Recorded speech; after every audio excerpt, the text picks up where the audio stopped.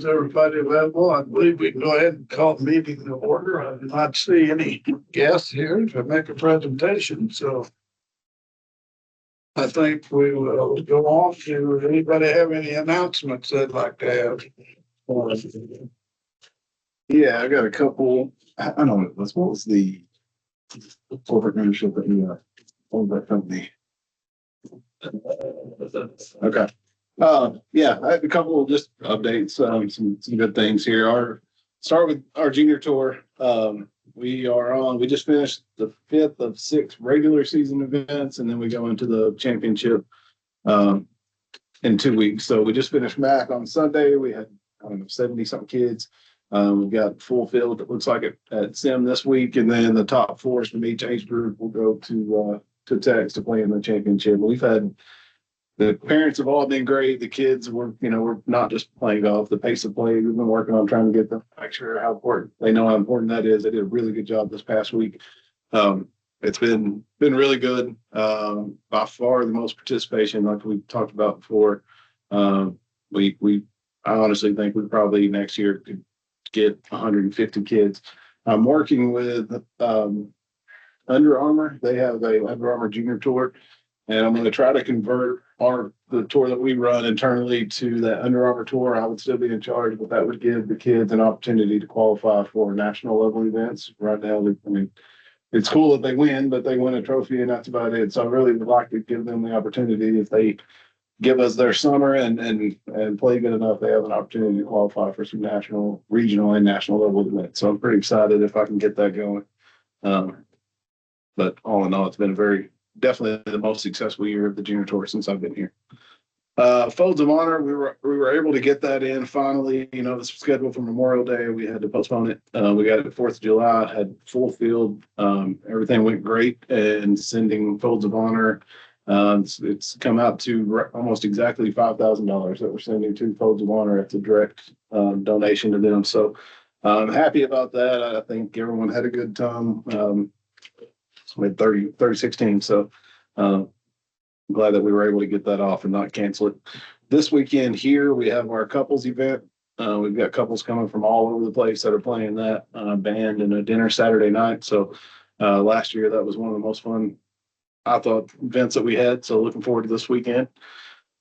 Couple of course updates. One more thing. The Ladies' Day that we have September 21st, I believe, put together a committee of ladies from various courses and different ladies leagues and different things to help with that. We had a really good meeting to start planning on that. I know Marsha will be involved once she wasn't able to attend the first meeting, but went really well. Got some really good ideas, so I'm looking forward to that. That'll be at MAC in September. Couple of course updates. The sod that we had reserved that we were planning on putting here at this course, with everything that happened, we ended up using that on the tee boxes at Sim. So he has one more shipment, I think, coming. But he's done 2 of the tee boxes that look really good. So glad we were able to get that and put it to use. And then the mats, I just called right before this meeting. The mats here are going to be, he's trying to get his crew out here Thursday morning to get those done. I think he'll be able to do that in one day. And then at Tex, we've measured off and marked off the area on the back of the range. We're going to do the same thing end to end. Just got one quote right at 50,000. So I have to get 3 quotes. So we'll go over those once I get the 3 quotes. Is that quite a bit longer? Is that a longer area? It's long. This is 180. That's 268 feet. But there's no concrete to butt up against. It's just grass and it's dead straight. So it's a little bit easier. Should be a little plywood. So it'll be fine. Yep. So I think. I really want to get this down Thursday, see, make sure how it looks. I keep looking up. See how it looks, and then make sure we're happy with it, and then we'll make the decision to text. Two more little quick things. One thing I'm wanting to do is put together a staff match play. Basically, I'll take signups for that, anyone that wants to play, I'll make a bracket, and then they'll have probably 10 days to complete the first round. They'll work with each other. And then the winners will go on. They'll have 10 days to do the second round all the way through. We're hoping to get that where it will end sometime mid to late September. I would really like to get staff playing with staff members from the other courses. So maybe, as you're playing, they get to know each other so they can work together a little more, kind of build that relationship, talk about maybe things they're doing good over here that they can implement here and so forth. So I did that in Virginia. Everyone really liked it. So I'm going to work on that and try to get that out this week. And then I was going to ask about maybe having a day where we all get out and have a little match or something. So we can get the board out. We could maybe get the golf pros. I don't know, figure out something, but I don't know if you guys would be interested. I think it'd be fun. I know there are rules about us meeting, but if we play in different groups, no more than 3 board members in each group or whatever, we can follow those rules and make sure it's not a problem. But I don't know if you guys would like to do that. I think it'd be kind of good here. Yeah. In the cool part of the year. I was thinking next Wednesday. I think it's 102. So, and then our corporate memberships, we got our first corporate membership a couple weeks ago. Klossmeyer Construction. So we had the first one going into the system. We kind of played around. They did a great job. Him and Sydney did a great job making sure it was working correctly. We got all the bugs worked out. So now we're ready to take on more. They're really excited, and I think we can build some partnerships that way. And that's one thing we've really been focusing on is trying to build partnerships with various companies all over town. And we've gotten a lot. We've gotten a lot of sponsorships and different things, and companies that said they want to work with us for events and different things, maybe projects in the future where they would donate, and maybe we can put their name on the project, whatever. Each one to be individual, but I think if we can, now that the courses are going in the right direction, they're happy with, they see what we're doing and they want to be involved, and kind of give them that pride that these are our courses and we want to help. And so that's been a goal of mine since I've started, and we're really turning the corner. Sydney and Trevor have been really big on communicating with these folks, reaching out to them. So I think in the next year or two, we're going to get a lot more support for different projects and different events that we want to do. Really happy about that. Klossmeyer they build houses. Yeah. What'd you say? Klossmeyer, they build houses. Yeah. Or a building company. Yeah. They play at Tex primarily, but here in Tex, but Tex primarily. So they'll be out a lot. We'll be a good partner. Wonder if someone like that would be good to partnership and do some type of a pergola or something out here. I mean, we sat out here Sunday and we had the little umbrellas out, which was nice, but it's just not enough. And that's just, it was hot. It's very hot. Yeah. And I don't know if that's even in the realm of things, but just. It's definitely something I'd like to look into. We've looked in the past about, do we tie into the building or have it stand alone, whatever, get somebody smarter than I am on that stuff, figure that out. But I would love to get back into that. I think it'd be a very usable area if we had something in a shady area. I've sat out there at 3:00 in the afternoon. It's around that umbrellas. Sun in it too. Right. Yeah. It's hard to keep it cool. Yeah. And the sun hits it in the morning. It won't be. True. Whatever type of structure you all think would be the best way to do there, I don't know. I had a pergola on where I used to live, and it did more than what I thought it was going to do. I didn't really understand the purpose of having slats, but when I got it, it did make a big difference. So. The one Sims doesn't do a whole lot of good. I don't really ever see anybody over there. Well, it's because they'll set their clubs down when they go putt or something. That is bad. We sit over there and we go over there, but like Mike said, it's not really shaded No, enough to, the way it's built, it does an awful shape. I mean, it looks nice. Yeah. Yeah. Attractive. Going back to your first item with the kids, I was over there Sunday with the kids playing, and I was looking down the list.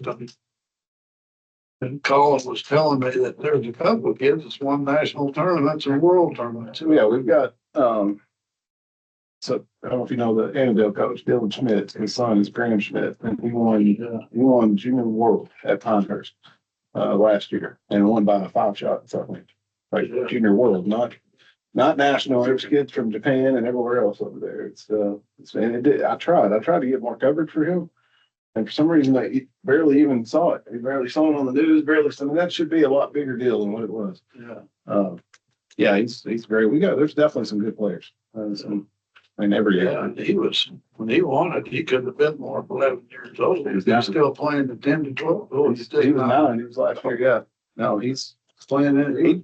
He didn't play at MAC. He didn't play this weekend. He couldn't play, but he played sim. Yeah, he's a good player. It's pretty neat to have someone that won world championship. Kid from here. Great kid too. Great kid. All right. Anybody else have any announcements they'd like to go over? Darius, you have anything you want to add? Everything moving smooth for the most part.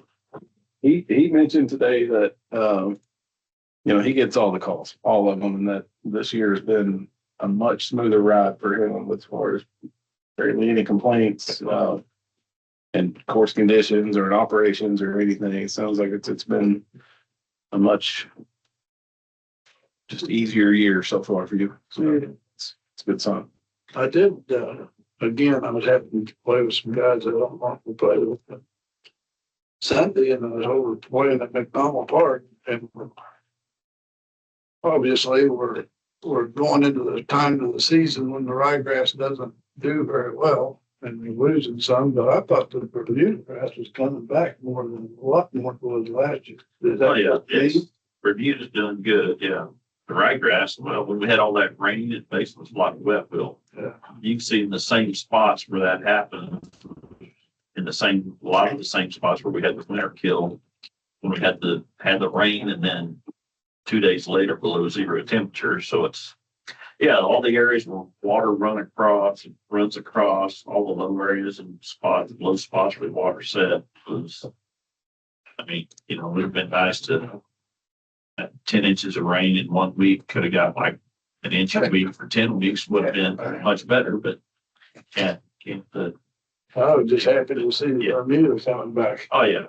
Yeah, there's a lot of those areas we're going to plug and strip Bermuda in. So I played a couple of weeks ago. It's a day night between last year and this year. This is the first year I played it. So the only complaints I had is about the bunkers. No, sad. The people I played with. We'll bring the bunkers up later in the meeting. Right.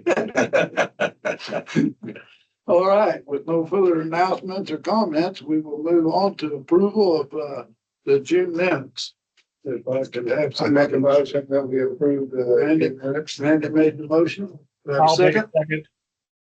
It's Robert. And a second.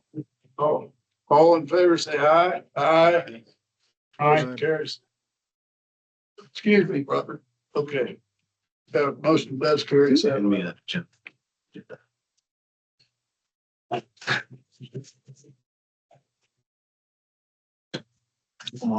Finance and rounds update. I know we've been busy as heck. Yeah. Yeah. Share it so I can see it.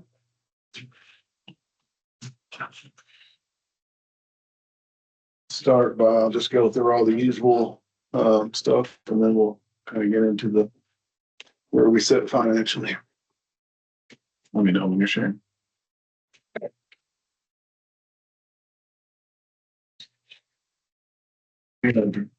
Probably go back to the meeting and share all of that.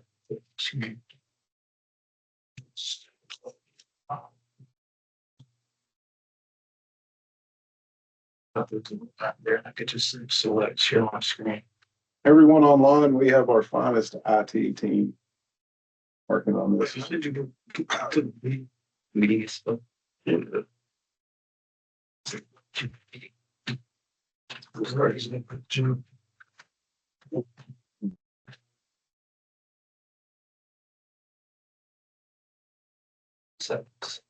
go to the top right from you go to share and pick what you want to share. Yeah, but he left like Can't see what's on my screen. That's what you're looking for. I'm moving.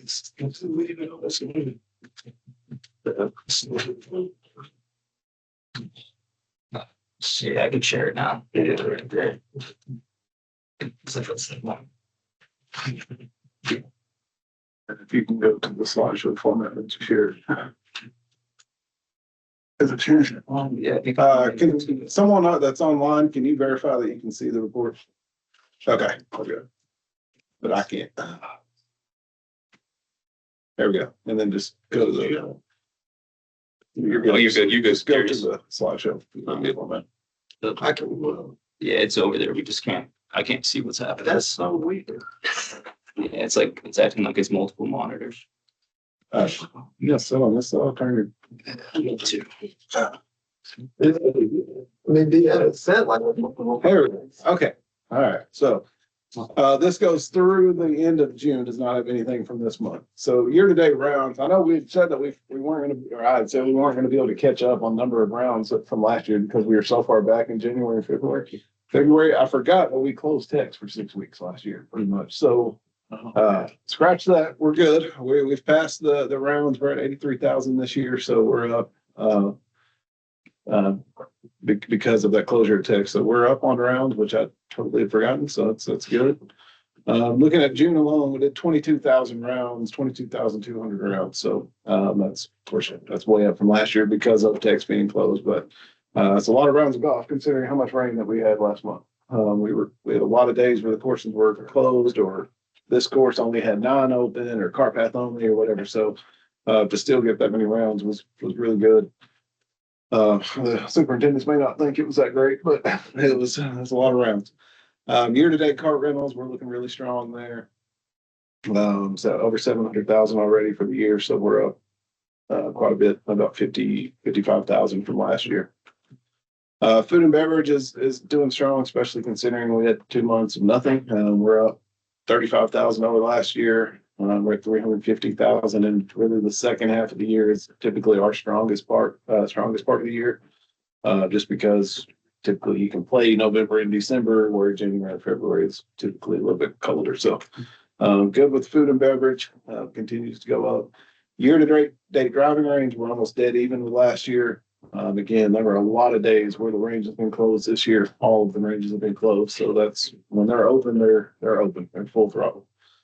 Merchandise sales, again, last year we had the big fire sale here to get rid of a bunch of that merchandise. So without that, we would be almost dead even with last year. This shop's really looking good. Texas looking good. Collins, the hat factory in Wichita, he's running 1 million hats a day out of that place. So pretty happy with the merchandise. And then, of course, total revenue last month, even with all the rain, we still broke 800,000, 826,000. Year to date, we're at 3.3, almost, 3.35 million. That's up 150,000 over last year, and our expenses are down. So all in all, pretty happy with where we're at. We started the year pretty far behind, and we caught that up and blew it away. And this month is a rocket ship. We're killing. We're up over probably 520,000 probably this month already, and we still have 16, 17 days left. So depending on what the weather does, we're going to have a really strong month this month as well. The project funds, nothing really has changed. The cart fund and the equipment fund goes up. The equipment fund actually will have gone up. I think we put 35,000 in from just green fees last month. And I don't think this reflects the month before. So it's actually probably closer to 160. Until they make that change, I can't see the number, but every green fee that goes up $3. So it's looking strong. And then clubhouse and grounds, we've got things in the works, but we haven't spent the money. So the project fund still looks like it did last month. Now we'll kind of dive into, you guys should have this in front of you and I sent it to you, but just looking at overall, this is just the revenues. Of course, we're at 50% of the year, but with January and February, our biggest part is the second half of the year. So we're right on track with what we budgeted. We budgeted pretty aggressively. We're at 47.32, so I'm happy with that. At the end of this month, we'll be past where we should be at that point of the year. Nothing really stands out that scares me. Everything looks pretty strong on the revenue side. Um, and there's a little delay in the reporting on this. So some of the stuff that's in CPS hasn't made it to this because there's journal entries and little minor adjustments have to be made. Um, the main thing is merchandise goes through CPS, but on here only 5% shows as a revenue, and the 95 goes to the golf pro. So that's where the differences are. If you're trying to figure out why that looks a little different than this. On the expenses side, you can see on the side there the percentages. We're 50% through the year. Total expenditures were at 42%. So that's I'm pretty happy with that right now. And then you can go line by line. If you guys have any questions, I'm happy to answer. No, it's a lot to look at, but you have it in front of you. If you have any questions, just let me know. See if we can figure out what the answer is. Our balance at the general fund, again, this does not take into account anything that's in the project funds, but we're sitting at 1.488. Last year at this time, we were at 1.397. So we're close to $100,000 up over where we were at last year. Again, I really think that we're going to be very close to setting at $2 million at the end of the year, of which anything over $1 million will be scraped into the project. So I wanted to get a little farther along into the year and make sure things were going good before we really got serious about paying that irrigation off at SIM. Every month, I'm more and more comfortable making that payment and just getting that payment off the books and moving on to MAC. So That payment's around 400K. our part's about 400K. Mm-hmm. So let's just say we end at $2 million. Kind of my projection, that would put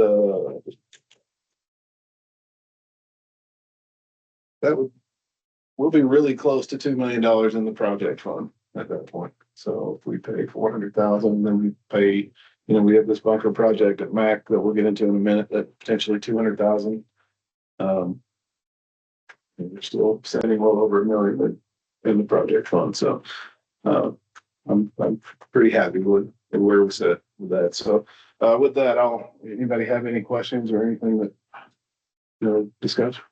Do you have an estimate on max irrigation yet? Yeah, one rough estimate, 1.5, which is what we budgeted. So yeah, it's just I'm sorry, 2 million. Sorry, I got mixed up with the same. 2 million. So he was pretty confident.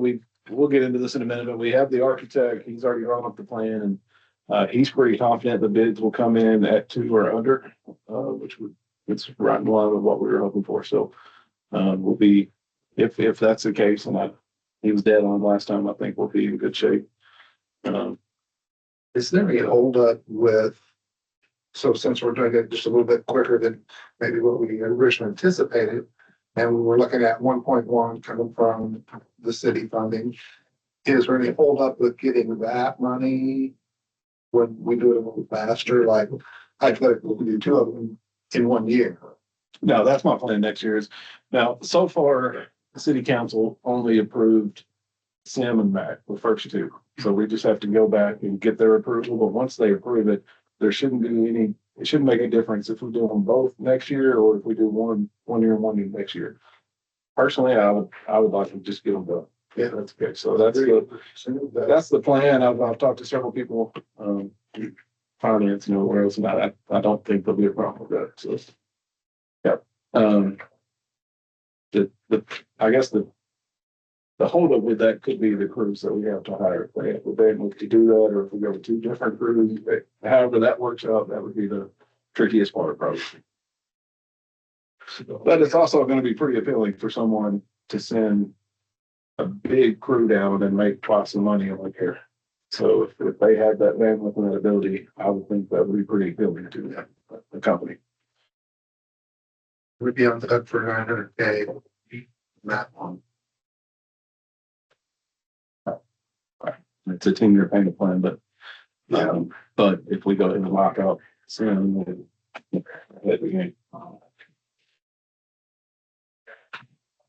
Jesse? probably stop sharing that. Yes.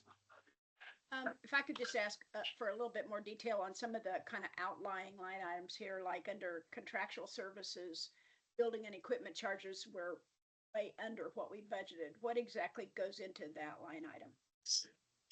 To the, can you go back to the, Which one are we looking at? that one, Expenditures? that one expensive? Okay, I'm sorry, which one specifically? Under contractual services, the line Ah. item that says building and equipment charges.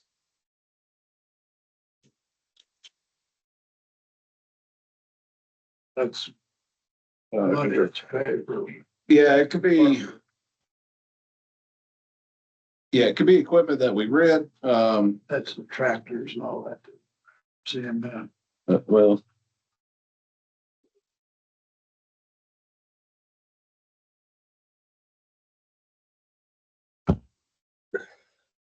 Let me make sure I'm telling you the right thing. I'm just looking at a couple other things. Sure, that's okay. 64. Yeah, he's right. That's the equipment that we rent from CMF, the central fleet. So it's the equipment we rent from the city, essentially. Tractors, a couple of the trucks, a couple of random pieces of equipment, but that's what that is. So we just. And we eliminated a little bit of that last year. That's why we were,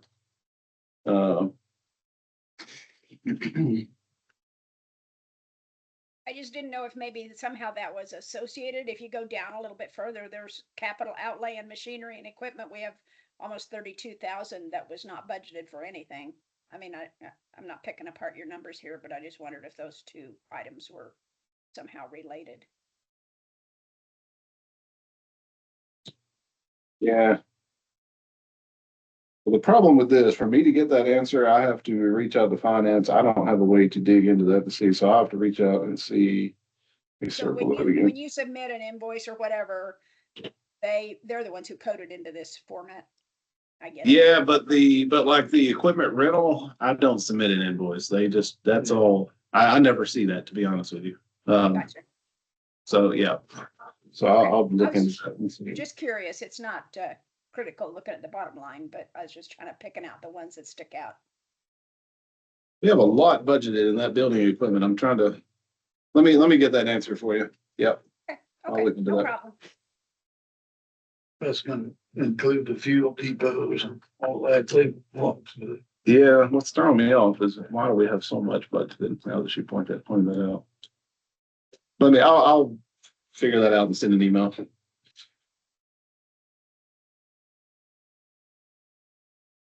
You want to start getting the other one out? Your other presentation.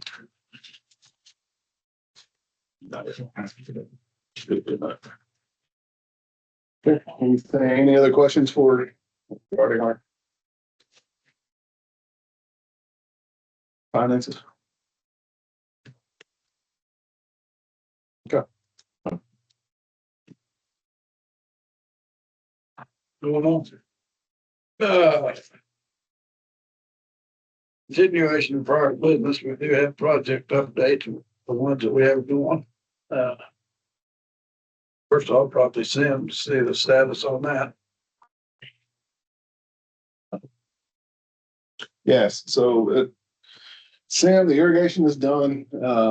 We are changing out some of the nozzles just to get a little bit farther spray from the sprinkler heads, just to give Darren a little bit of peace of mind. So as he's done that, he's got a lot of them done, and he was a little worried with the original nozzles. A couple of areas weren't spraying as far as he would like, and he wasn't reaching, especially when the wind was blowing a certain way. So he's changing those nozzles, and it nozzles out, and he's happy with how that's working out. So all in all, you do a project like that, there's going to be a little bit of tinkering at the end to get it exactly how you want it, and I think that's what where we're at. We're pretty happy with the final product. So definitely happy with the work that they did, the way they did the work. We talked about it. I had someone just now when I walked in stopped me and told me they couldn't believe how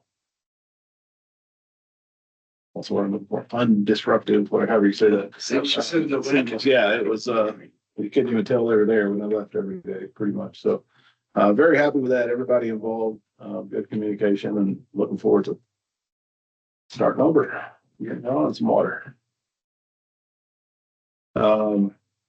We'll talk about Mac in just a second.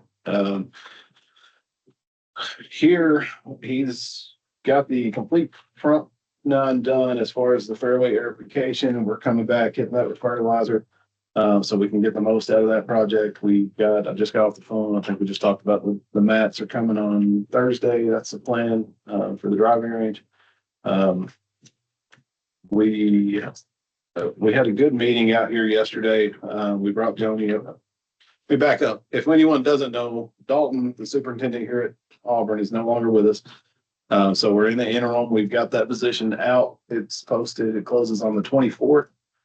So once it closes, then I'll get the list of applicants be able to go through and filter through those and get the interview scheduled.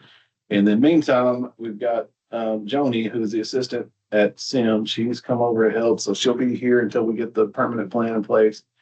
She's always willing to help. She does a great job, so definitely thank her.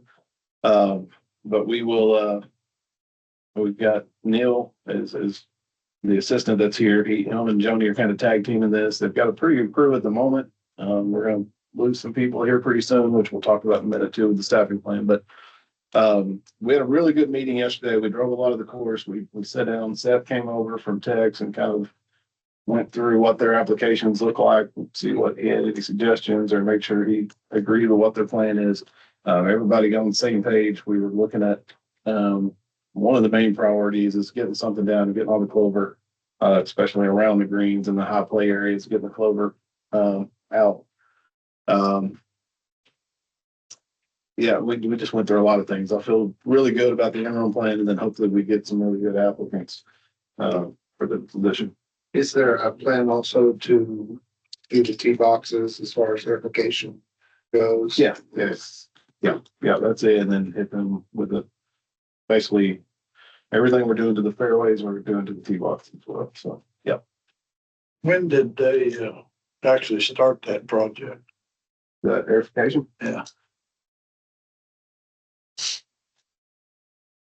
Basically, what I'm trying to get at is After June 20th, and then his machine broke down. There's been some, Yeah, it was some like challenges. first of July, really. Yeah. We started out. I get, my question being, now that you see them going, you say you got 9 holes done. What do you observe in terms of water percolation after the fact? Does it appear, you know, when there's anytime you run irrigation out here, you get it in a low place to soggy. Does that help them relieve that or not? I can't speak too much about the water, but I can tell you, like, I look at the grass as a plant, and before I would see like a brown base, but then some green growing up a little bit, like it was kind of choked out a little bit. And even on number one today, when I was going down number one, I noticed it just looks like a greener, fuller plant. It just looks like It almost a has little healthier. like a lime color to it. Now it's a green, like a darker green. I've definitely noticed some change. Yeah, Yeah. and then I need to pay more attention to that as I go, but I did take a note on number one and noticed it. Cause I wasn't sure how far they were done. I didn't know that they had completed the whole front nine. Yeah. He's going to start back tomorrow. What did they finally wind up at? Did the probe at, say it's 6 inches, 7 inches? I think it was. I think he ended up close to 7. He told me he was going as deep as he possibly could, but it hadn't been done in a long time. So he couldn't, he wanted to go deeper, but he went as far as he could. It wasn't nearly as disruptive as what I thought it was going to be. Tiny little, I mean, when he was done, he was pretty good. Did you stick with the 3/4 or did you go back to a half? I doubt it would have been a 3/4. Yeah. It should have been pretty much. Yeah, that's what I was just going to say. It was, yeah, they were small. They were Yeah, small. I guess. Worried about going deeper. Yeah. 3/4. That's stick with 3/4 and 7 inches. Yeah. Yeah. But that had been done. Yeah. Yeah. Yeah. But a lot of that would appear because once you get that opened up, you're gonna start getting air back in there. You're gonna relieve the water quicker. And if water doesn't set, that's a lot of what the discoloration happens to be. So if you get that out of there and get air to it, you're gonna get some better. Yeah. Visual look. And especially if you get some fertilizer too. I know that makes the grass grow, and you gotta mow, and I understand it's a whole process. Yeah. I think it's needed. There was some concern about if the grass takes off and we lose people, but we just made a big investment to get this guy out here. Let's get the most out of it. So we're putting the fertilizer going down. I think I think it's definitely going to make a big difference. Now we'll need to do it again, and next time he'll be able to go a little bigger, a little deeper, and get it. broken Yeah, up the better. grass growing too good is not a bad problem. Yeah, right. We'll deal with it. So. I don't think Good problem to have. Yeah. normal growth rate of zoysia is much slower than Bermuda grass. So you can put a lot of fertilizer on, but it doesn't pick it up and get much more aggressive. So small amounts are good for it.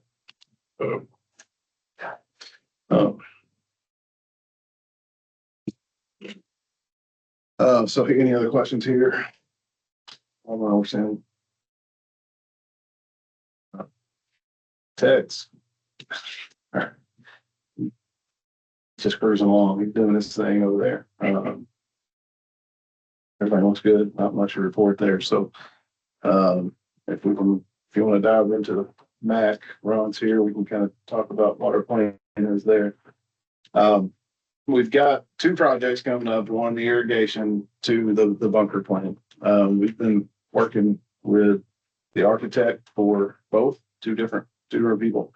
We've got all that push through finance and budgeting and purchasing, which is that's the hardest part. So we got they're done. They've got their plan, their designs drawn up.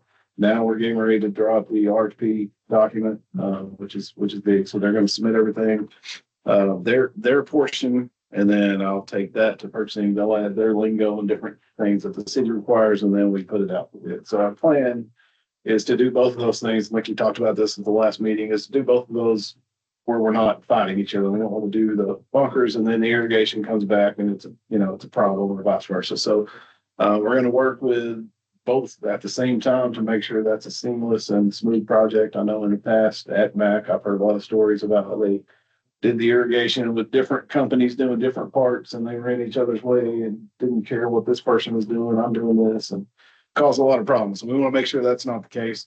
There's a chance that we get the same company to do both. Most of the companies that bid on the irrigation last time are also certified Billy Bunker installers, or whatever you want to call it. So there's a chance we get the same company would do both. And to me, that would be ideal. But we have to bid the project separately because they're two different projects. So that should be, we've been working on that every week for the last 6 to 8 weeks, and we're to the point where we're ready to get the RFP out. So the plan is obviously we want to get it done in the winter and not go as late into the year as we did with Sim this year. We'd like to get it done a little wrapped up by March 1 and everything's done. They're out of there. So When you take a bunker out, you have to go in and take out all the drainage and stuff underneath, or how are they so? No, No. we don't need to do that. And most of the bunkers, the drainage in there is, they're no longer first. So it's not like, so. Basically, Nothing to remove. And the bunkers are gonna rebuild, will be all new drainage. Not gonna try to tie in the old drainage, so. It's all planned. So it's not just removal, it's rebuilding some. Yeah, oh yeah. yeah, it's a lot. There's several places where maybe there's two bunkers side by side, and we're gonna kind of reshape that and make it one bunker instead of two. So to make it's a lot easier. It's several. We went bunker by bunker by bunker and drew out a plan for each individual spot. So I think it's going to be great. I think people are really like it. Since Ron's here, any question or anything you've been to add? We're trucking right along, and we definitely Can't get done fast enough.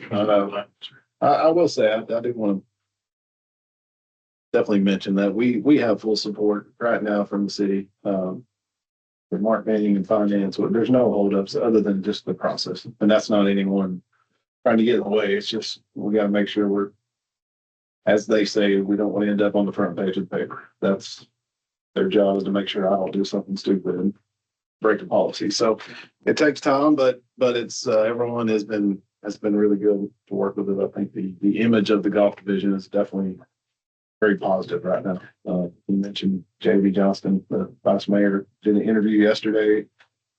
And right off the bat, as soon as it started, golf came up and he gave a big shout out to the golf division, the staff. Did a good job. It's good to hear things like that. I get that support. It seems like every time I go to City Hall, I'm in the elevator and somebody stops and has something positive to say. So it's good. And so Everybody said how great job you're doing. it's, I mean, everybody that played it, where they say how much improvement both courses have been. I get the kudos for the work that they do. I wish I could stress that more, but yeah, it's whatever I get done, it's because the rest of the staff is doing all the heavy lifting. So much appreciated. But I know when I first started, it was you got a lot of work ahead of you, and it was just seemed negative kind of, and now it's completely opposite. So, and that's been part of all your help too. So appreciate all you've done. Okay. Yeah, I think with all the new publicity and a lot of the council members looking positive towards our efforts, and with Reggie on board now running the parking part of it, I think everything's a positive now, which is Yeah, Reggie's some of the image that we used to have is going away. So Reggie's been great to work with. He's very supportive. Basically, just tell me what you need. See if we can help you. Been good. okay. Oh, wait. Just reminded me today was Reggie's birthday. If you watch the city council meeting, they sing happy birthday in the council meeting. Found out it's also Trevor's birthday today. I missed that in the announcement. So happy birthday. Here we go. Lead us off, Ron. Trevor, you're old enough to have a beer now. Next year.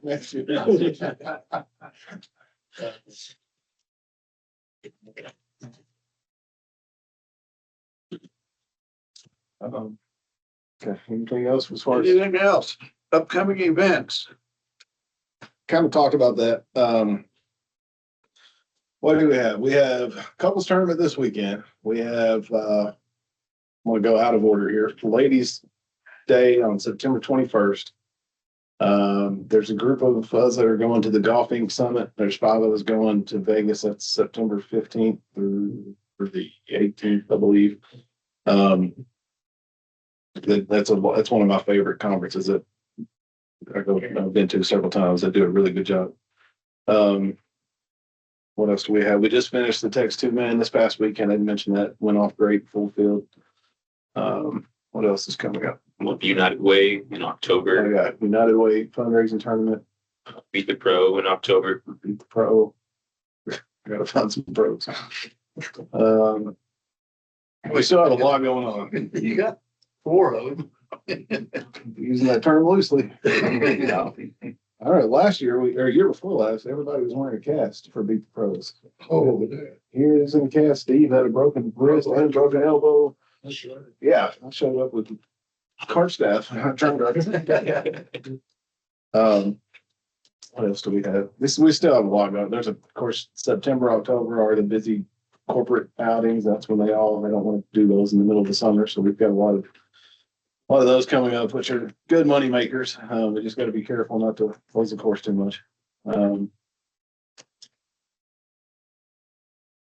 lot of the leagues have their club championships and different year-end outings, so accommodate all those.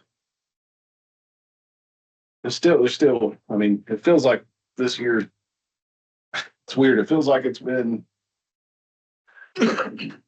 10 minutes long, and it feels like it's been 10 years long already at the same time. So, I know we're going to talk about the staffing. The problem, what I'm most worried about with all these events and the business that we're having is, in about 2 to 3 weeks, we're going to lose a lot of staff that go back to school. So these events are great, but it does take more people to run these things. So, I'm jumping ahead. We'll talk about that in a second. Okay. Jump into that. All right. We'll jump into, I think, Okay. This was, that's the biggest this was, problem right now. so I have no idea where this is going to go. I may get shut down immediately, but I know if I don't try to make change, nothing's ever going to happen. So, Let me just kind of go through this plan. This is to me the most needed thing. And it's going to take a lot of work and a lot of cooperation from the city to get this done. All right. Everyone online, can you see that? We can't see you. If you can, somebody can say yes or no. Yeah, we got it. Okay, thanks. All right, so I'm looking at a staffing, just a complete reconstruction plan for the golf division. One of my main arguments is going to be that we are an enterprise, we don't get tax dollars, so I would like to restructure golf to have our own positions, our own layout, our own pay. And we'll get into why here. So kind of a summary of what I'm looking to do. The purpose is to align the staff across the four courses to become much more efficient and consistent.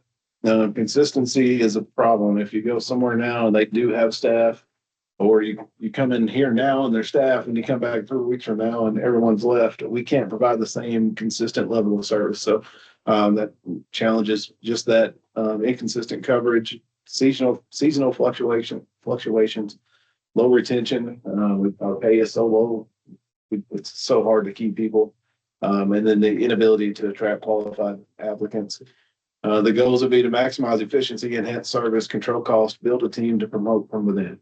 We get really good people and then they leave because they're not making any money and various things. So it's really hard to promote from within because we have turnover nonstop. And anyway, that's kind of the goals. So kind of an overview of our current staffing. On the left is the full-time positions. We have basically myself, a golf pro at each course, a superintendent at each course. We have Trevor in the food and beverage and marketing position, 3 assistant golf pros. We don't have one at Sim, so it's more simple operation. We have a mechanic finally, who's been a great addition. An assistant superintendent at each course. We have Darius in the accounting clerk, Sydney in the customer service clerk, and then 4 greenskeeper positions. So they're the greenskeeper, just so everyone's aware, it's a little bit higher pay than the other maintenance workers. But it's an hourly, but it is a full-time position. And then looking at our part-time and seasonal positions, you can see the pay scales there. Now, even though they go, say, if you're looking at the bottom 2, rec aid and worker, even though they go up to $13, we can't, it's almost impossible to start someone at $13. They're going to have so much experience and I've got to justify it. And if they have that experience, they're not going to be accepting $13 an hour. So, and then, so the office aide is 1 higher paying position we have at each course. Customer in the clubhouse, customer clerk is a little bit higher paying position, 1 at each course. And then field worker 2, we have 1 at each course on the maintenance side. So other than that, we're working 1 to rec aid. I pulled this from the NGCOA 2025 kind of pulse of the industry report, and it was pulled from NGF, National Golf Foundation. So if you look at the starting wages, the average is up to $15 now. This is across the country, with 6% paying less than $11. Almost everyone in our system right now makes under $11. They're in that 1050 to 1090 range. So we aren't even probably in the top 5%. We're on the extreme low end of that, and we're never going to get anywhere. And honestly, if you go back to this, our pay starts at $920. So we're on the extreme low end of where the golf industry is at for starting pay. And I just wanted to put this in and show how far off we are from industry standards. Now, of course, pretty obvious, the issues that come with that are lack of service levels, very inconsistent. Course conditions suffer when we can't find anybody. Lack of efficiency. The shoulder seasons are extremely difficult. So before school and after school starts, that's some of our busiest times, spring and fall. That's the 2 seasons everyone loves to play golf, and we are scrambling, trying to hire people. So right now, in 2-3 weeks, when everyone leaves, we can't even try to fill that position until they leave. Once they leave, we have to put it out. Once we interview somebody, then it's 3 or 4 weeks before they start. Well, I mean, basically all of September and half of October, we're drowned. Um, so it's a huge, huge problem. I know that both inside and out, that's all I hear every day is they're stressed out of their mind. They're trying to figure out how to get ahead of it. And there's not a good answer the way it's set up. Staff overwork and experience burnout, that's definitely about to happen in a big way. And I hate it. No one should be feeling that way. Staff time off is, and you get especially the full-time people, they're working almost every day right now just to keep the doors open. And then we struggle to build a bullpen. Like I was saying, I would love to build more, get more promotions from within, but the good people that we get, they're not sticking around because they're not making any money. So the plan that I've put together and what I'd like to propose is to increase full-time positions to reduce reliance on seasonal staff. This seems like a minor thing, but it's a big deal, is rename positions to be more recognizable to golf-minded applicants. So use titles that are common in the industry. Right now, someone comes across Rec A1. I don't think that's golf. They don't know what that is, and they keep clicking. We have it where once you click on it, then it says what it is. And on the golf website, we can kind of name it what we want, but it's still very confusing to people. So I want to rename the position. So when it's posted, it says, golf clubhouse or whatever, however we want to name it. And then increase pay to attract applicants, increase retention and catch up to industry standards. Again, pretty obvious. I'm kind of repeating the same stuff over and over, but the benefits of this plan would be improved and consistent customer service and customer experience, improved course conditions, increased chance of promoting from within, staff relief and improved morale, and overall improved operations.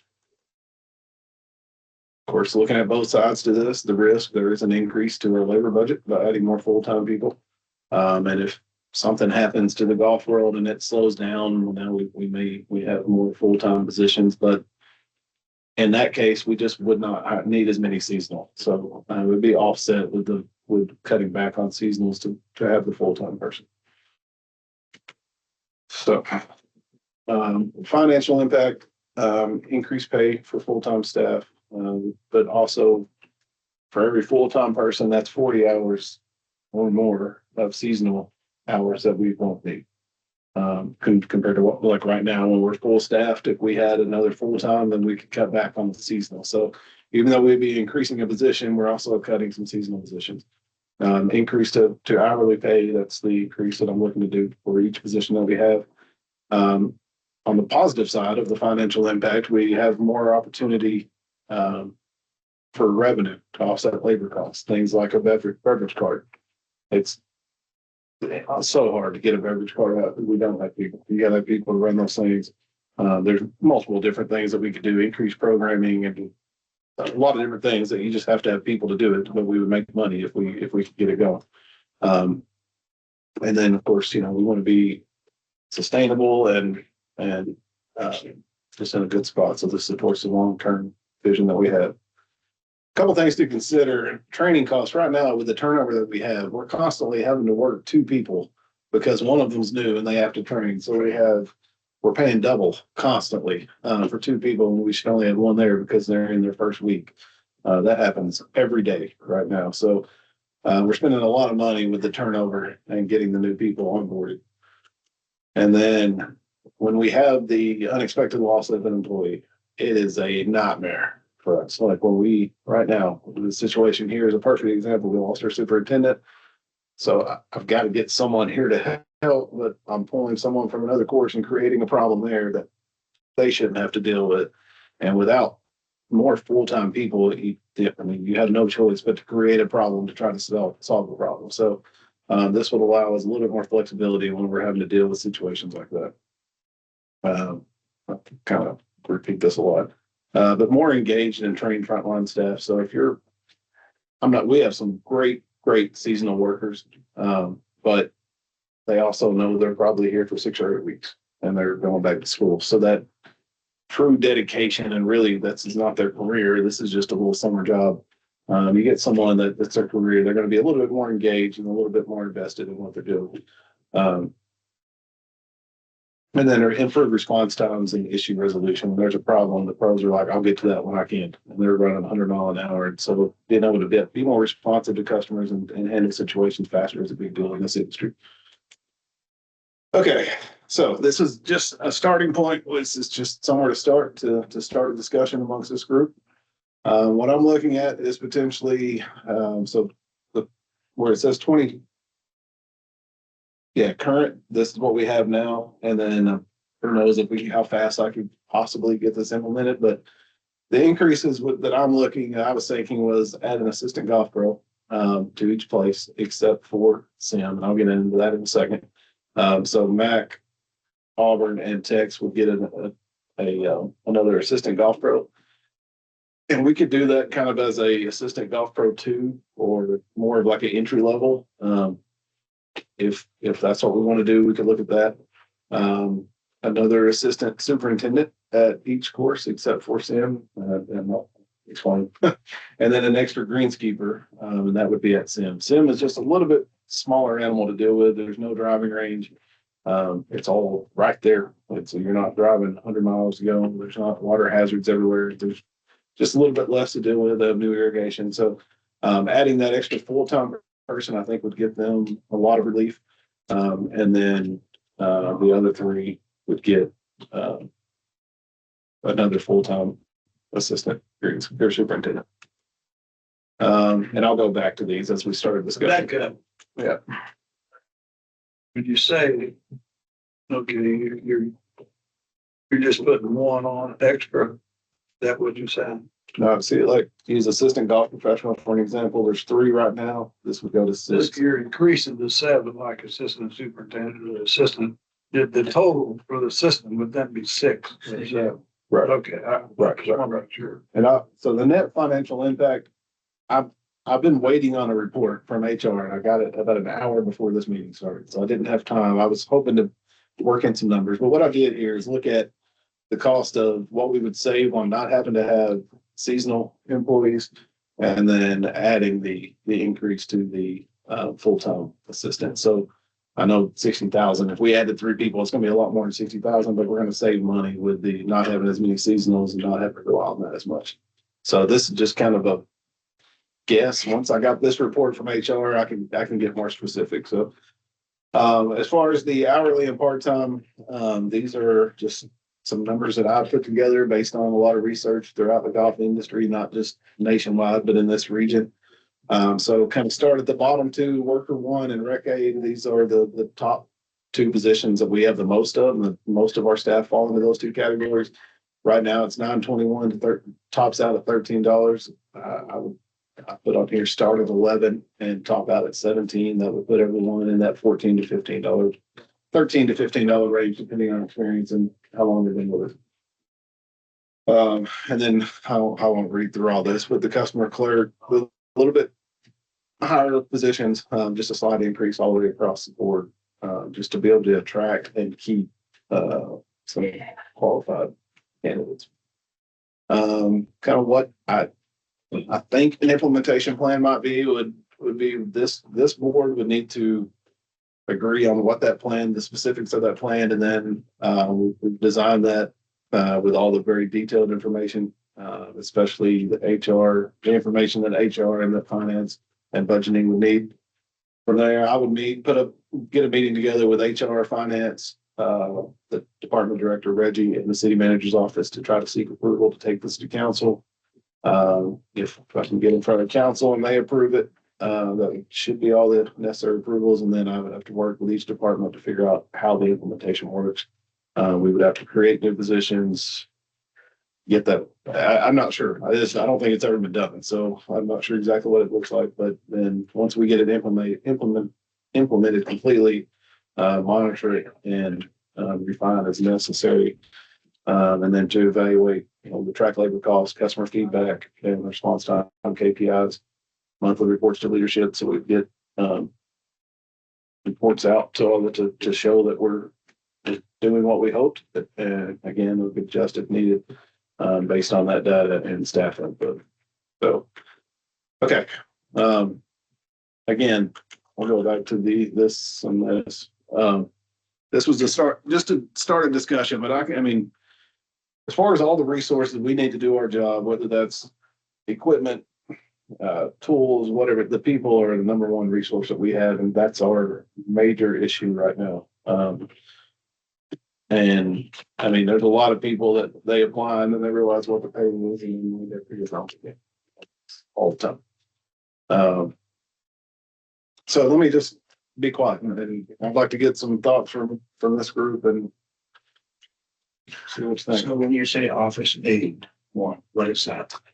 That's what I mean. That's a weird Okay. title that does not have anything to do with golf. I mean, But- you know, this, So the reason they're like that is because there's also office aid in office, recreation Right. and forestry probably. so what you're proposing, $12.50 to $17, what would that job be at the golf course? It would be, and the, Kind of like a shift leader. Okay. So you would have a little bit more responsibility when you close with the money. You would manage whoever's on. sure, They're basically, if the golf pro or the assistant pro wasn't here, you would be the person in charge of that. I see. Yep. Can you back up one more slide, please? Yep. So help me understand. I get that what you're saying about the net financial impact kind of being the net amount that, and that we got a lot of work to do to figure out what that really would be. But help me understand, if you hire an additional assistant golf professional at the 3 courses, which part-time people are they replacing? Where are we gaining on reducing the number of part-time people? Yeah, it could be. So I don't want to reduce the office aide or the, we may reduce some of their hours, but the office aide or the customer clerk, but it would Okay. be the rec aides and the worker ones. I'd like to not be so reliant on that position. So just looking at hours for hours, if this person's working 40 hours a week, I mean, if we get the right people, to be honest, they could probably replace 50 hours of two. Yeah, 2 people of the rec aides or the worker ones.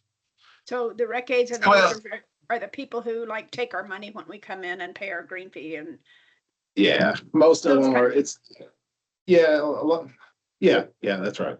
The worker ones out on the course, I don't necessarily want to cut back on those, because you need people to do different tasks. But when you're in the clubhouse, we could cut back. We could easily cut back if we had more qualified and more invested, full-time positions. for sure. I got you. Okay, that was where I was headed. Thanks. From a maintenance standpoint, basically, we're just trying to crawl back to where we used to be. Well, I mean, try to get closer to where we used to be. Yeah. We're never going to get back to where we. Yeah, when I went to McDonald Platt in 2008, we had, besides me, we had 4 full-time positions. And because of the economics of it, we've been down to 3, myself and 2 others for quite a few years. And even at that time, when the area that is now the driving range and everything outside the fence, that was maintained by the park department. So and I can guarantee you the way McDonald is outside that fence, it's not because all the trees and the curbs and everything, and then the driving range, obviously, but that's been a great addition. Driving range covers expenses to take care of it. So, but just to make my point, yeah, we've tried to do more with much less. Right. And so, So this pitch that you want to put together, you're not only going to change the titles of the positions, you're going to also rewrite the job code of what those do. Right. And be a separate entity since we are, That's my hope. And I've had discussions, individual discussions with several people. And I feel like everyone agrees, yeah, that makes sense, but no one really knows how do you separate the city from the city? That's and so I'm trying to have these conversations individually, feel everyone out, and then really present a plan and try to get serious. But I mean, everyone I've talked to basically says that makes sense. It's just not easy to do. yeah, So under the city umbrella. But I just know in my position, if I just give up and don't try. We're gonna be doing this every year for. Yeah, I think this is probably one of the most important things that should be done. Right. Oh, yeah. Hopefully with the new park director, I think Reggie probably might be on board a little more than. I think Reggie would be, and we have a new city manager coming on board that would have a big decision in this. So just, That's what, not to the end of the year. Right. Would it be possible? I don't know, delving into personnel. It seemed to me like you always have a great hurdle to overcome because of the way they have their employee requisitions. You got a spot filled. Now, this guy, that this young man's gonna go to college and he's gonna leave on August 15th. Let's just say that, for instance. And he submitted something that said, I'm gonna vacate my position. Is there any way you can fight to where you can start trying to look for somebody to program them in? With a full-time position, if you have notice, you can get a couple of week head start, and that's hard. You gotta create a memo, you gotta do all kinds of stuff. But with a seasonal, if that position, basically, it's just a number, and it says you have 20 of these available, and you've got 20 of these filled, there's nothing you can do. Till that number changes to 19, you can't open anything. That's where your biggest problem is. It's one of them. Well, I say that in context, once you fill, if you get restaffed and you had your perfect staffing, you still got the same problem on the back end of it. You didn't cure it. So what are you saying? You get the staffing that you want in terms of permanent people. Okay. But you still gotta have 10 people out there working in the field that are working in here. So whatever they're doing, you still got the same problem. Because they're gonna come in for their 6 weeks, 8 weeks, whatever it Yeah, is. right now, when you have an empty staff, you have two people that are covering everything. You would have at least an extra body that could cover.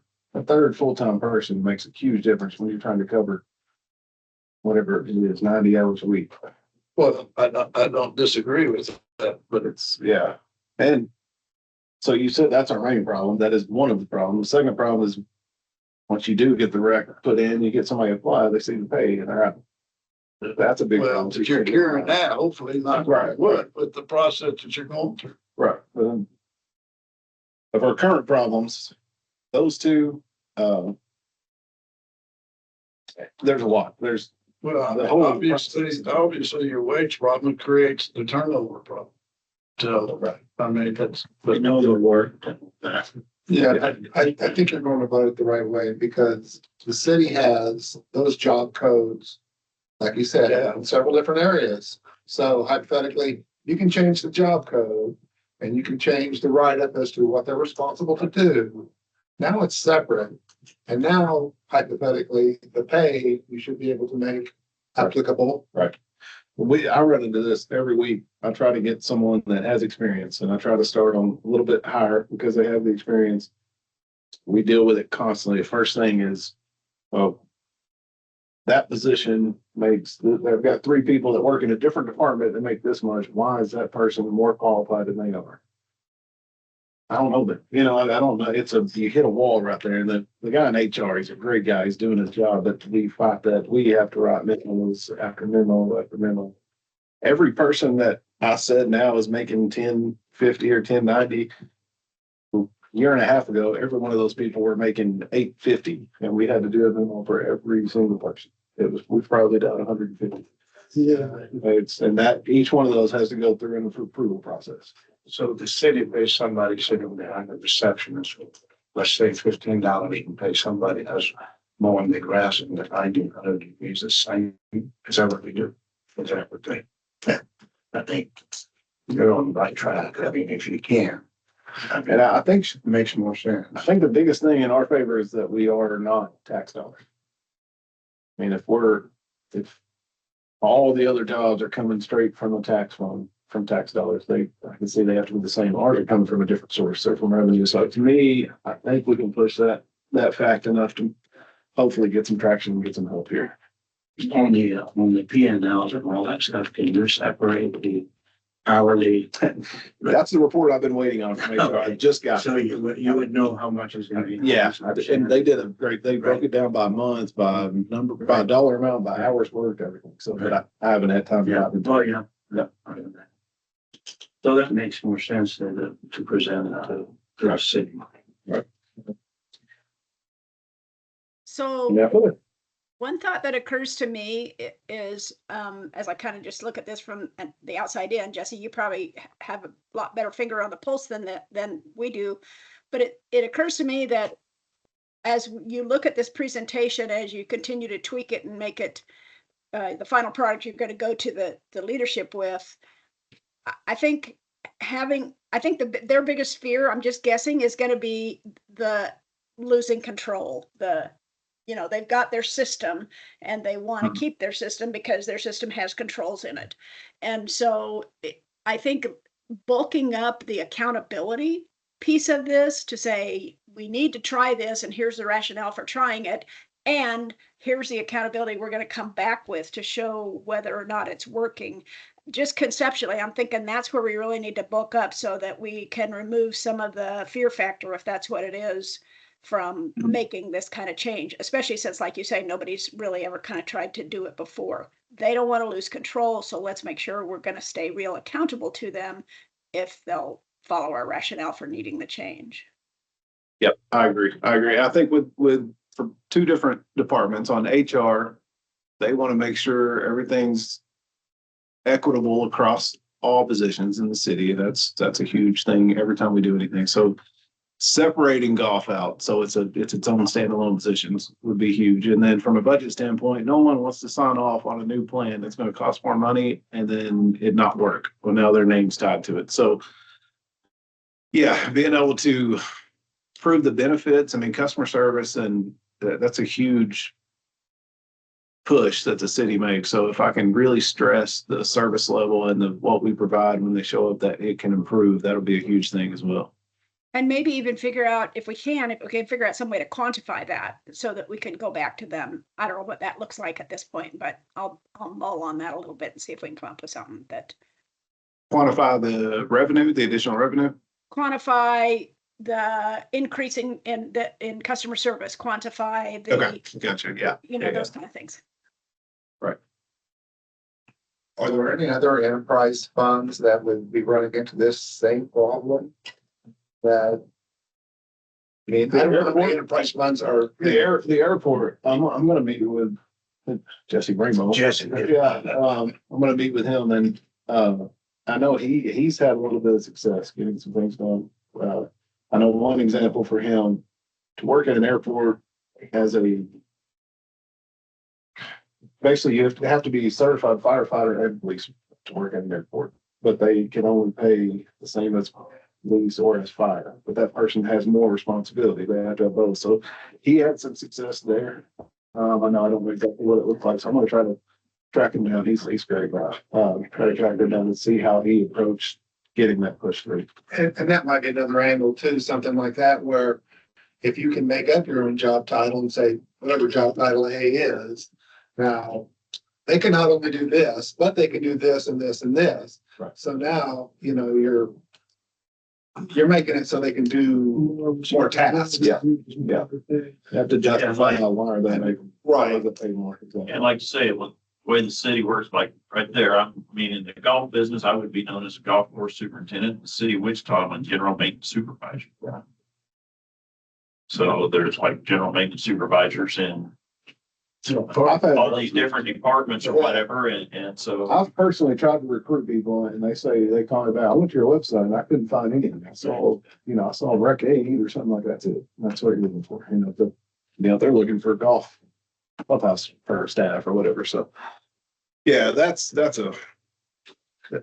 I think will be the easiest part, getting the titles correctly. But What's your time frame for trying to present something to? well, I was really hoping to get the information I just got before this meeting to have this more specific, but maybe let me clean this up.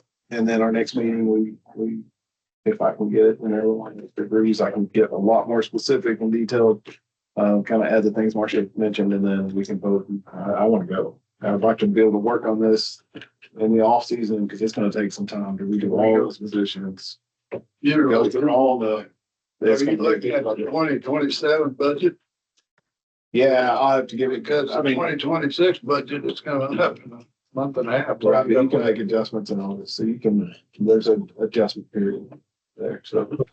So Jet, And that's, I have a Yep. question here. How did the city go about mapping the positions to the actual work that was being done? well, the positions were all, I mean, they were all created before I got here. So when I created the mechanic, when I created the food and beverage and the customer specialist, I have to submit, they call it a program option. I have to submit that for the following year. So I submit that when we do a budget hearing with city manager, we go over any program options that we want to add. At that point, he approves or denies it. If it's approved, then I work with HR to get the position description created, make sure the pay scale is correct in comparison to other positions across the city, similar positions. And then once everyone agrees, then I have to get a final sign off from budget, and then we post it. So it's a process, and I would have to do that a lot, 50 times here to get this set up. Yeah, I was noticing that. I was just looking at the existing position titles. How does that, I mean, it's obviously it doesn't map to what a golf worker is doing. So how do they go about mapping those weird names into what we call our positions? It's shared position. They look at each department, and I'm giving you a very general answer because I'm not involved in that, but they look at each department and find positions that they consider to do the same work. Yeah, that's the point I'm trying to make. So if they're saying that they're doing the same work, then we need to make sure that we show that they're doing different work in order for them to pay them more. Yeah. Yeah, and I can, for that part, I'll work directly with HR to really lay out what I could include in the job description that would qualify for, for it to be different. So I'll have to work with them directly on every position and get that laid out. Okay.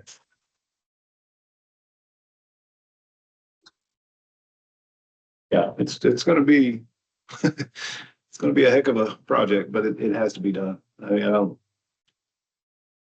even 5 years ago when the business was not nearly what it is now, these guys were, I mean, they tell me how stressed out it's always been, and now we're doing twice, triple the business, the amount of rounds, and it's impossible. I'm terrified. I'll be honest with you. August 15th, I don't know. I don't know what to do. I mean, everyone is stressed out of their mind right now. And of course, customers, that's not their problem. No, man. They just expect to show up with good service and a good golf course, and then they should. It's not what they should have to worry about, but we've got to figure out how to fix it.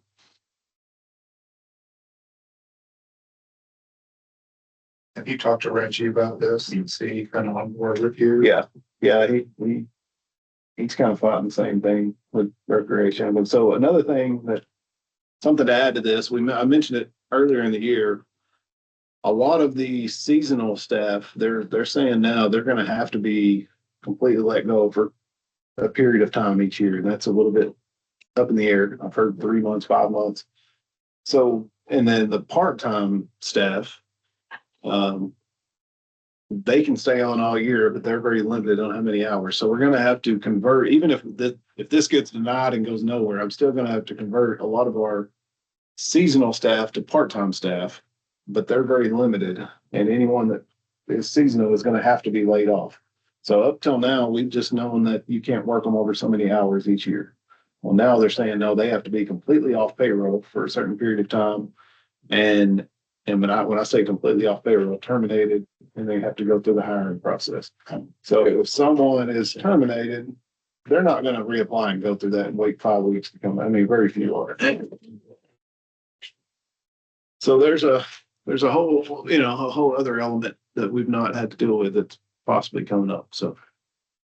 And we wanted to get through talking to Reggie, we're gonna get through the budget process, which is happening right now. And once it's voted on and approved, then, which it did today, then we're gonna start looking into that and see what that, working with HR. That's how we function. Our entire staff is seasonal, so we can't lay everybody off in the winter because we're still running a business. So I don't know, they're gonna have to work with us to figure out how to do that. Yeah, I'm trying to think if there's any way to get some traction even prior to presenting something. We could talk to our city council members. Yeah, I mean, I think that would definitely be good. What I want to do is get this presentation extremely detailed where it's hard for them to question anything. I want to cover the benefits. We've looked at the risks, we've assessed them. Here's the numbers, exactly what we're looking at. Where when they get it, it's hard for them to argue with it. That's the point. And if I come in with something like as generic as what this is, because I didn't have the information, it's not gonna go. Agree that totally. But this is probably one of the most important things you'll do this year is because without paying people, you're not gonna get help. No. They're just not. That's Guarantee you, if you ask Ron or Michael or Steve or anybody, they would say this is the only thing that matters. Oh, it's. Yeah. I walk into a course. I And walk into a course and I don't know anybody half the time. Yeah. You're It costs money in training. To train them. It's. So. Can we go to the next page? Yeah. Peggy.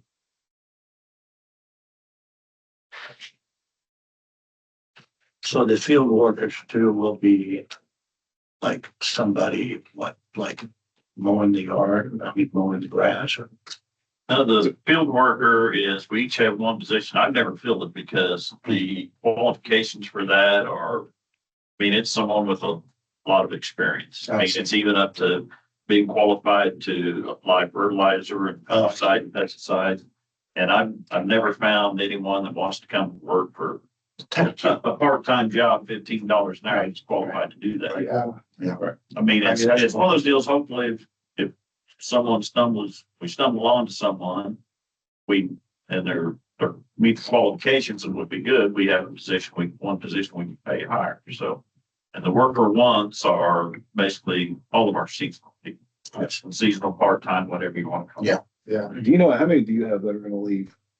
I've got one kid that's really good. Today was his last day. He's going Marines, so that's different. Yeah. I've got one kid, he's not sure when school starts back up, but he does still want to work part-time as he can, as his schooling allows. And other than that, I've got a guy that somehow he just showed it, long story short, works at the VA, and part of his job is to help veterans find jobs. I've got a guy right now that he brought on to me that's doing sewer. He's a veteran that's, had some issues since his service, but he's doing great. And I usually contact this guy and say, hey, if you know someone good. And another guy, he had applied for the job worker one position, but he'd also applied with a full-time position, I think, in public works, and he was offered that. So, and he sent me an email today saying, well, here's what's going on. And I thanked him for letting me know. Which, I told him, I said, well, yeah, if you get that opportunity, it's a full-time position with benefits and everything. Heck, yes, you need to do that. So. Yeah. But another thing too, we do have a lot of school-age kids and they have so much going on. You got to make the schedule and it's, well, I've got practice at night, I've got this, I've got this. We had there was a kid that works here, or he applied here, full availability. Michael stops me, he's like, can you come in here and just be a witness in here? So he brings the kid in and he's like, kid's like, I'm not on the schedule. Michael's like, you've been here for 28 days and you've been available 2 days out of 28. He's like, I haven't put you on the schedule because as far as I know, you can't ever work. And the kid, anyway, he left because he had no availability, but that's what you get. It's constantly, you put out the schedule and then you get 10 people oh, I forgot to tell you, I can't be here Friday. I can't be here. And it's a nightmare. Yeah, we've got a couple retired guys. I mean, they come in the morning, one mows screens, one mow tees or mow rough, and they're there, about 4 hours. I mean, they're not looking for a full-time job. And one guy he's like probably about 70. I'm gonna say thank you for mowing the greens, and when you're done, here, take a weed eater, weed eat all the fence around the golf course. No, that's not gonna That's happen. when they say, see ya. Yeah, that's what they say. Yeah. You don't pay for it. Yeah. Too, I don't expect a retired guy to do that kind of work. So, I mean, there's some that would probably chip in and try to help. They've had like with the storms we've had with picking up tree limbs, they get done doing their mowing and one guy, hey, I'll stay another couple extra hours, you don't pick up limbs. I mean, all of our staff work hard, but I mean, for 10.50 an hour, go out there and spend a day out there, see if that's worth $10 an hour. Yeah. That's really key like that. I even wonder about your proposed pay on the low ends. I wonder if that's enough. I mean, So if that's the pay range, I have the authority to start on that midpoint I can make that decision. Above midpoint, it goes in steps. Above midpoint, two steps above midpoint, Reggie would have to sign off. Anything above that, city manager will sign off on. So if someone has never worked a day in their life, I would be toward the low end. If someone has experience, it would be at least mid. But and I've had situations, we've all had, we'll get someone and realize, hey, they're pretty good. And I sent an email, Jesse, I'd like to be able to give this guy, 2 or 3 step increase and what we can do. And sometimes, like I said, he has a leeway to do a certain amount. Above that, you have to give justification. Like I said, the HR will say, well, how's come this person is,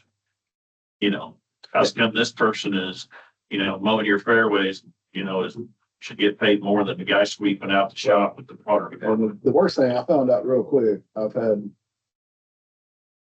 someone hire someone on the low end at one course.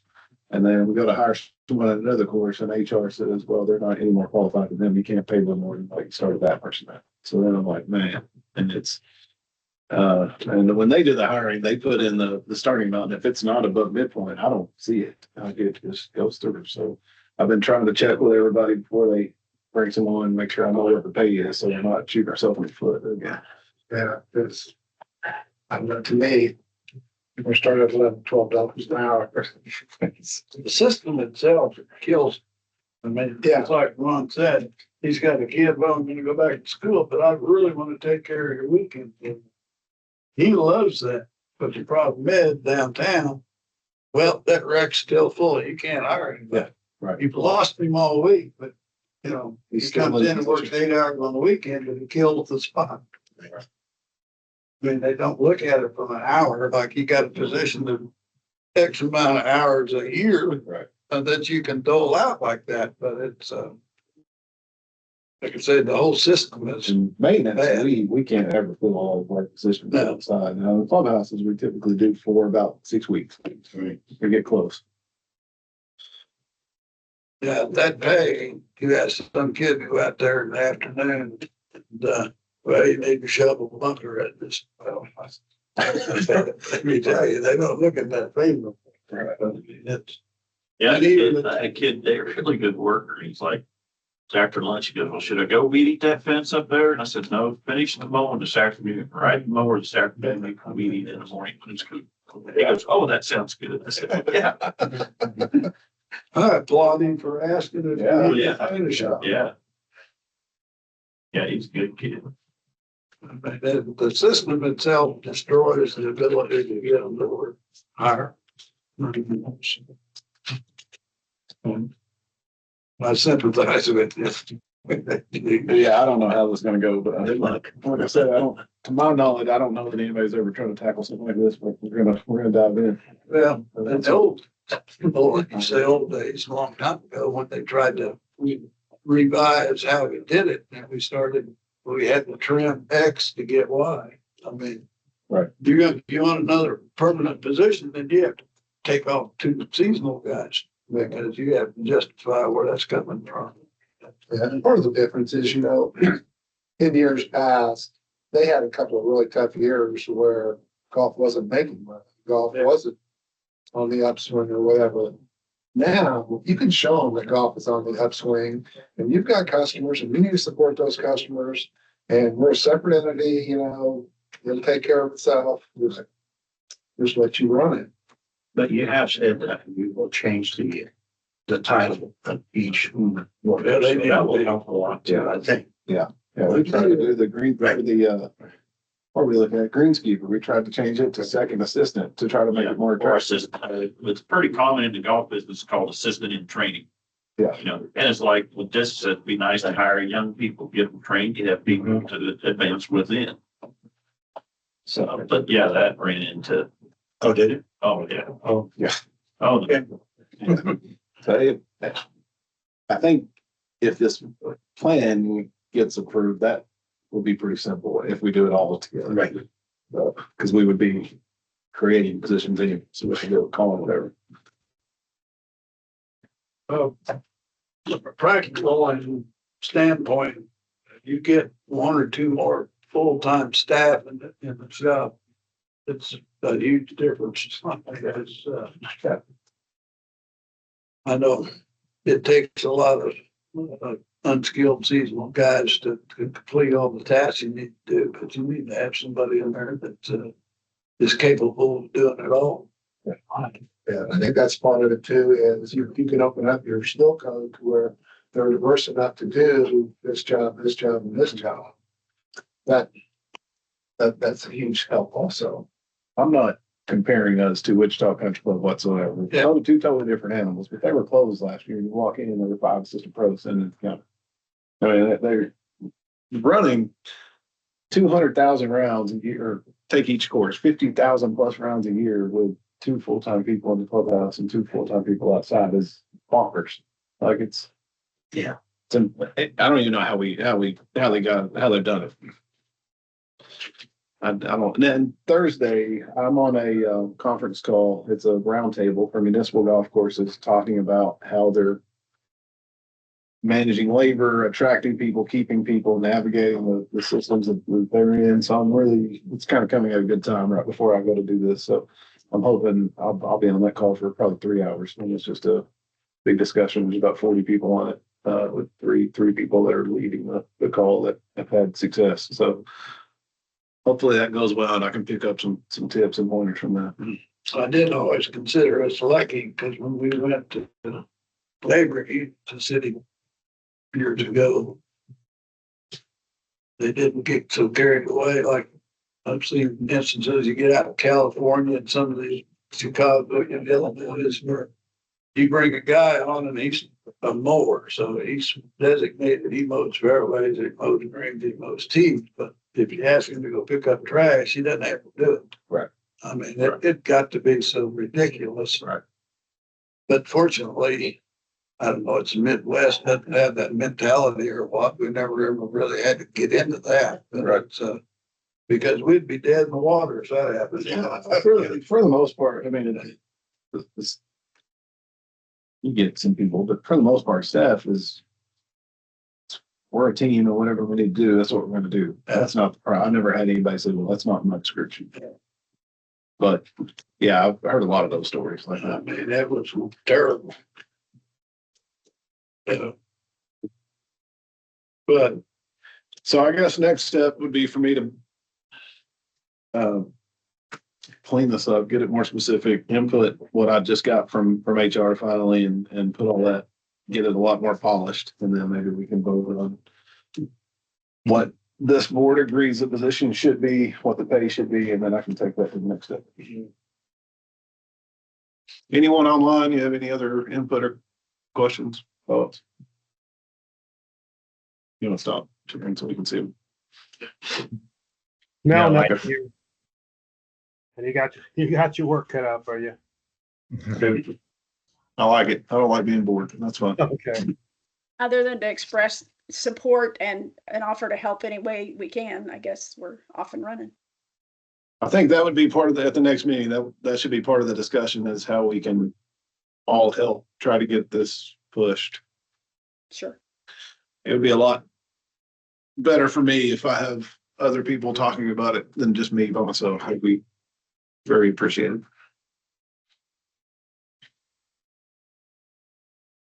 Any further comments, discussion?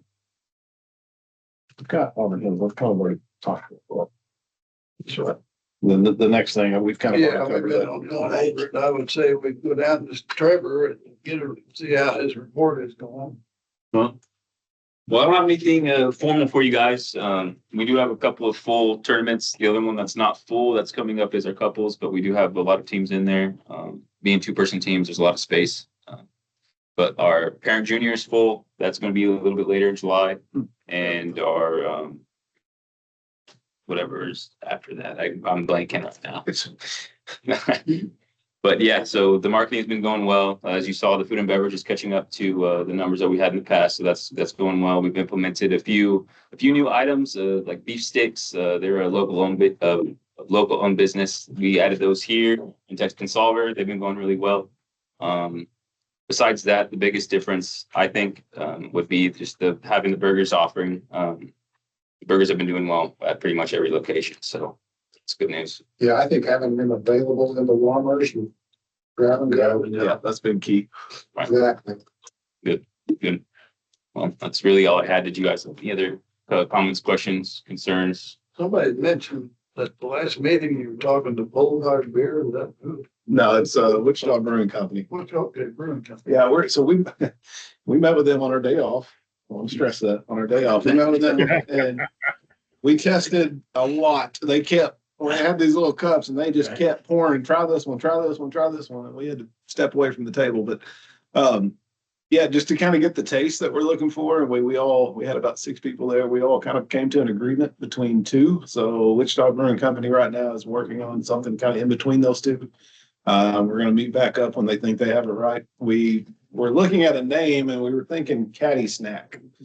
Instead of Caddy Shack, it'll be Caddy Snack. It'll have a picture of one of our holes on it.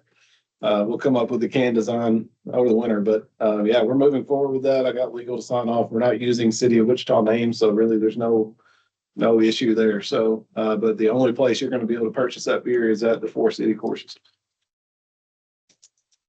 Well,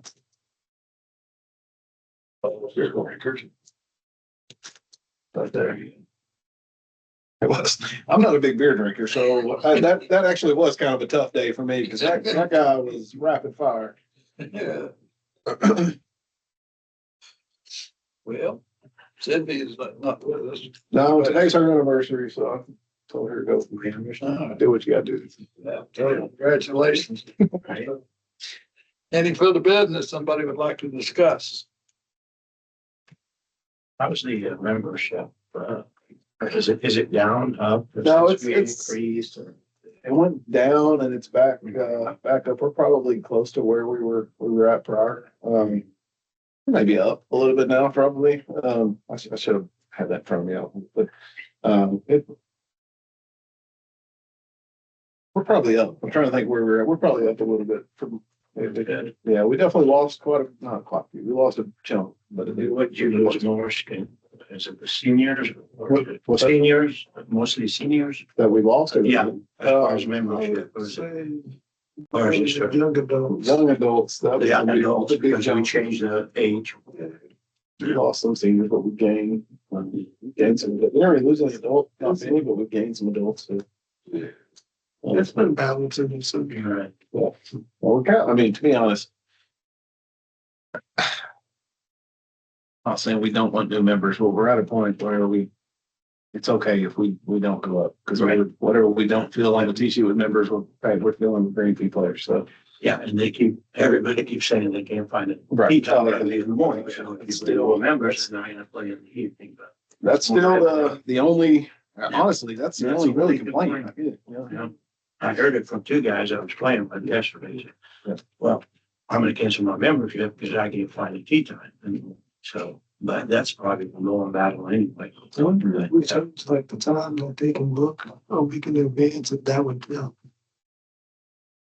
problem that if you get members advanced booking, then we don't get any tea time. No, like, I mean, like changing, cause they can book like 7 days in advance. Right. But if we change like that time, it make it a little bit Oh, the 5 a.m.? Yeah. Oh, Yeah. I don't know. Isn't it- everyone knows what it is right now. If you change something like that, it's a big deal. Yeah. I've had members ask me, oh, can you give members a early booking? Well, now you've lost your green fee revenue. Maybe it's, yeah. Oh, a big thing. I've got the RFP made out for a new software system. I know we've been working on that for a few years. We ran into a snag we had to use Bank of America. We got that cleared up, got the exception last year. Now it's impossible to do in the middle of the year. So that RFP is all nearly complete. It should go up probably about the same time as the irrigation and the bunker. So looking to replace our software system and T-sheet booking system. Sometime over the winter when all that gets worked out. So I know staff will be very happy and Darius will be through the roof happy on that. It's a mess. Last week, for no apparent, no reason whatsoever, staff members just disappeared. They go to log in and the thing like they didn't exist. It happened to Nikki, our head accountant. She called me. She's like, "Did you kick me out of the system?" No, so I had to put her back in. So yeah, I don't know. It just seems like every week some random thing happens. But we'll be putting that RFP out, and then we'll bring each company. We'll do a presentation and go over their software and what they offer and what it looks like, and we'll hopefully pick the right one for what every course has a different setup, multi-course. How our membership works, and each system works a little differently. So there's a lot to factor in on which system is the best that fits what we're doing. So hopefully we get that right. We get a much better, smooth system for customers and for staff, especially. You might mention with the board. Forestry, did you say that invite, Ron? Yeah. Okay, so. Then I sent a different date request because I won't be here that day. So. Okay, forestry reached out to me today. Just at Mac alone, they've taken out about 40 trees so far, which is great. It's very much appreciated. There's about 80 more that Ron has identified, plus about 40 stumps he said that need to be taken out, and they just don't have the bandwidth. So he wants to contract that out. And it was asked if there was any money in golf's budget to help offset that cost. I asked for him to let's get a meeting together and let's look at exactly what trees we're looking at, what that cost is, how all that works, and make sure we're going the best way forward. Now that's just at Mac. We've got Sims got 13 trillion trees. Texas is not too bad. There's a few out here that need to be addressed. So yeah, I want to meet with him. We'll meet with him next week so we can kind of see. I don't know when he says, do we have any funds to help offset what that means exactly? So I've got to figure all that out, but maybe spending a little money on getting some of these trees taken out. When they come out to do trees, do funds from the golf division go to forestry for that right now? Or it's a separate? It's separate, yeah. Yeah. So. Yeah, there's an expand. I mean, there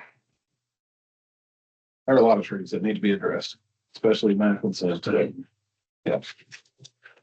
So we'll meet with him and we'll see exactly what, then they've done. I mean, they've been out several times just when they have any free time at all, they'll pop out, take care of the most high priority ones, but they've got literally 1,500. Last September, one of the tree inspectors, forestry came out, we did a tour, and I think we had like 83 or 84.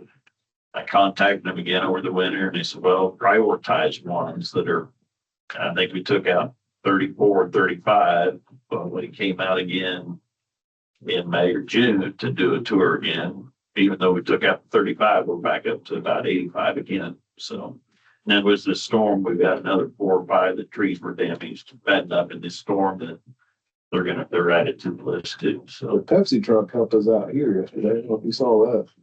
Pepsi, the big semi, backed up and took this tree out in the parking lot yesterday. I was leaving and I saw him, the Pepsi truck over here in limbs, just laying everywhere.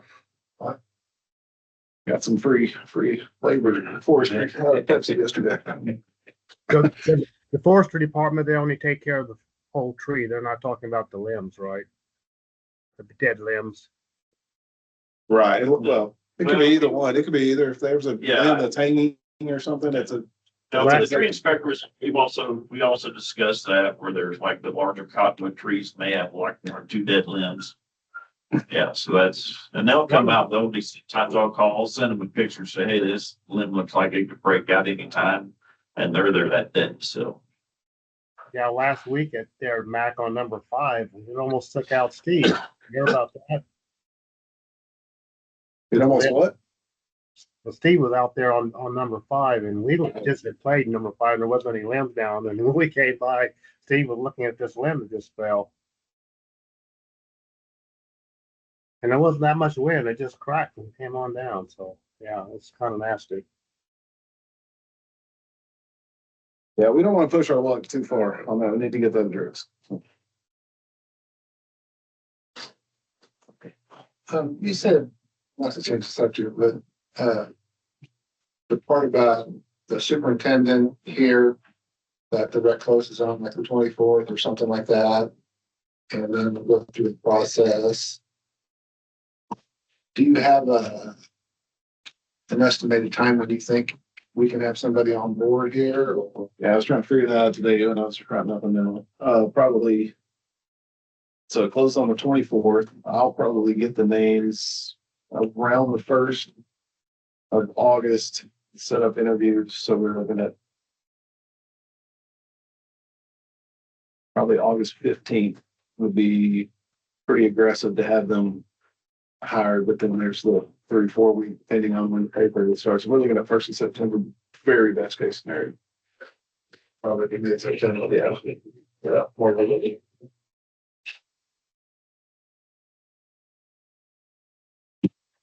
Unfortunately, And we're gonna keep Joni here until something pans out there. She's awesome. She's offered to step up and do whatever it takes. So, Yeah. I love her. I think she's super good. yeah, she's great. all right, any further business anybody would like to address? I entertain a motion for adjournment. I make a motion, we adjourn. Have a second. No, second. All in favor, say aye. Everybody in favor. All right. Thank you, guys. Appreciate it. Hey, guys.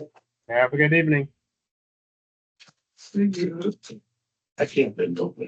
That's a lot easier to do it this way. It might take me a couple days to get up. Yeah. No. You make it hard for myself. So, yeah. To bring this table.